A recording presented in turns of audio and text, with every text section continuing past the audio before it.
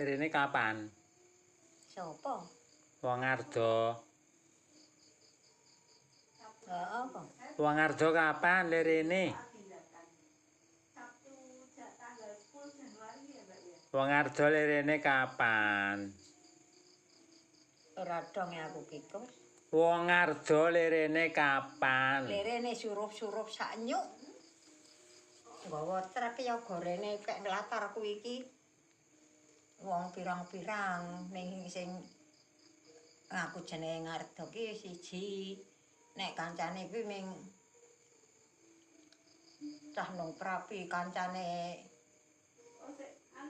apa ya? Pokoknya kancane Slamet Tirip Kulon. Kancane bojone Slamet Tirip Kulon. Slamet ki anake Klik Minar. Ya kuwi. Jan surup pas. Aku nek kok ngimpi ta kowe iki Ngardo aku ngono. Ya ora apa-apa to Lek. Wong iki nang Tirip Kulon nang bapak ya ming nyuk. Ate mau sesobo nang endi aku ngono lho. Ayo, kowe iki pleser-pleser ning tekan kene ayo.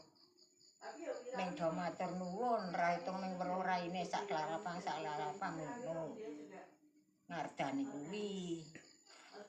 Kancane mono akeh ning cah sekono Prapi wae. Berarti selamat kira entuk nang Prapi. Aku mbiyen sing nunggu sedina le ngantenang nang Prapi. Nek kelingan nganti ngantuk. Udan ngerteh. Lah ning kon nginget le sambit-sambitan suruh. Suruh ki dikenyai kaya wong nginang kae oleh nggo sambit-sambitan. Sampai ke kono, lek kono nyambit ke kene. Kelingan. Karang ngajak lah samilah ki. Samilah wis ra iso apa-apa kok ming. Yen mbak ayan to samilah iki. Anjur paminar ki ngajak aku. Nggo sulih. Nang kono nganti ngantuk aku nek kelingan. Omah iki nggone ming tatak rambati watu. Jenenge Sobowono. Desane kuwi.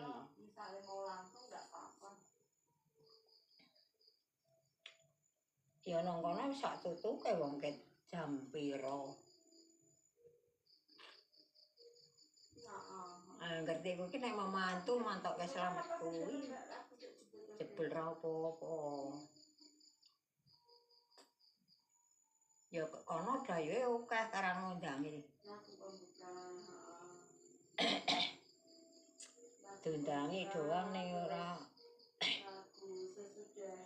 Ya do teko lanang wedok ning. Ketok ya ora apa-apa. Wong ya sugo wedange ora kok.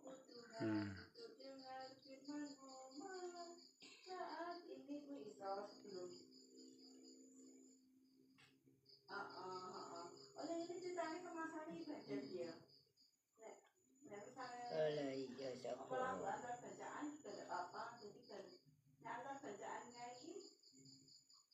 Sesudahan ya Mbak.